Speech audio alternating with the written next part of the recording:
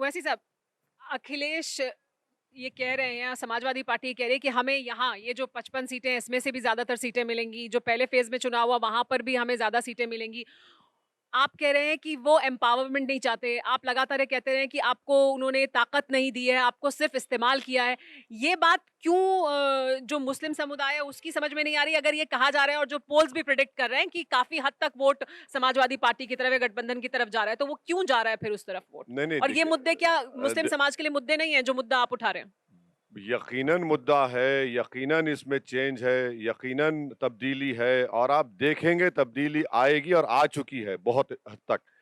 अब जहाँ तक इनका सवाल है समाजवादी पार्टी के नेता का, भाई आप ये बताइए कि आपने जो एक एक लफ्ज बताइए कोई टीवी प्रोग्राम पे आपके कि उन्होंने लफ्ज मुसलमान कहा।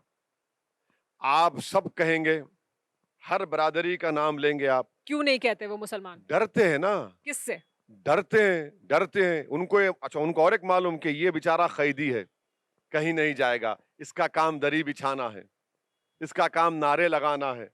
तो वो देखिए एम्पावरमेंट की बात ही नहीं करना चाहते आप। आप मुस्लिम समाज की जो इतना बड़ा तबका है उसकी सोच या उसकी समझ नहीं है, उसे नहीं समझ है इस बात की कि उसको कहाँ वोट करना चाहिए, वो अपने मताधिकार का इस्तेमाल कर रहा है, तो क्या उसको नहीं पता कि ये हमारा सिर्फ इस्तेमाल कर रहे हैं, मुस्लिम नाम का शब्द नहीं ले रहे हैं, बिल्कुल पर्दे की बात नहीं कर रहे हैं, हिजाब की बात नहीं कर रहे, फिर भी वो वोट दे रहे हैं उनको, क्यों? बिल्कुल सही है। देखिए ये जो है ना, ये जो इम्प्लांट कर दिया गया मुसलमानों के दिलो दिमाग में कि आपका काम कुछ भी हो जाओ, सिर्फ वोट डालते रहो, डालते रहो, डालते रहो। मैं क्या कह रहा हूं कि वोट लो। अब आप वोट डालना आपका काम नहीं है। आप सुनिए, और एक मिसाल दे रहा हूं आपको। चांदपुर का अखिलेश का कैंडिडेट कौन है? 2013 में टाइम्स ऑफ इंडिया की रिपोर्ट आप पढ़ लीजिए। अखिलेश यादव ने उसको मुजफ्फरनगर कांड में अरेस्ट किया था, आप उसको टिकट देते हैं? क्या मिसाल पेश कर रहे हैं आप हसनपुर का कैंडिडेट कौन है आपका? आरएसएस का वर्कर।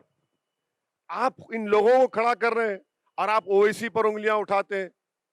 आप खुद कर रहे हैं ये। ओवैसी साहब, ये बड़ा अच्छा सुमेरा, आप यूपी स्पेसिफिक जरा पूछिएगा और मैं जरा हिजाब से जो जरूरी उत्सुकता है वो जरा शांत कर लेता हूं। आप पार्लियामेंट जाते हैं, पार्लियामेंट में लोगों की आवाज है। अगर आपको लगता है इतना बड़ा मुद्दा है कि स्कूल के फैसले पर पैरामाउंट होना चाहिए हिजाब पहनकर जाना या नहीं जाना, तो इसको लेकर कानून क्यों नहीं बनवा देते आप? क्यों कानून बनाए जब फंडामेंटल राइट? देखिए, एक आप समझ नहीं रहे, प्लीज। अब आप गुस्सा करना पड़ेगा आपको। अरे वो फंडामेंटल राइट के खिलाफ कानून कैसा बनेगा सर? किसी माइकल लाल में इजाजत नहीं है कि फंडामेंटल राइट के खिलाफ कानून बने। फंडामेंटल राइट में भी एब्सोल्यूशन या सब्जेक्ट टू कंडीशन नो, दो है ना सर? नथिंग। नहीं, फंडामेंटल राइट इन एब्सोल्यूशन सर। देखिए वैसी साहब, जो बच्चे प्राइवेट स्कूल में पढ़ने जाते हैं वो भी फिर कल को ये पहनेंगे। फंडामेंटल राइट में आप बताइए पब्लिक ऑर्डर क्या डिस्टर्ब हो रहा है इसमें? Fundamental right to life, right to equality. आप बताइए, आप लॉ बनाएंगे उसके ऊपर? तो आप जो कोर्ट ने अंतरिम आदेश दिया उससे आप सहमत नहीं है? डिसएग्री करता और केरल हाई कोर्ट ने जो आदेश दिया आप उससे भी सहमत नहीं है? केरल हाई कोर्ट का एक और जजमेंट है जिसमें उन्होंने मुस्लिम वुमेन क्लोथिंग को आर्टिकल 25(1) का प्रोटेक्शन दिया है। अब जो इंटरिम ऑर्डर आया है, मैं उससे डिसएग्री करता हूं। उन्होंने फंडामेंटल राइट्स को सस्पेंड कर दिया है, मैं उससे डिसएग्री करता हूं। इसीलिए आप देखिए, जब किसानों का आंदोलन हुआ, इस किसानों ने क्या कहा? हम कोर्ट मॉनिटर्ड कमेटी से नहीं बात करेंगे। ये बात कही थी ना उन्होंने।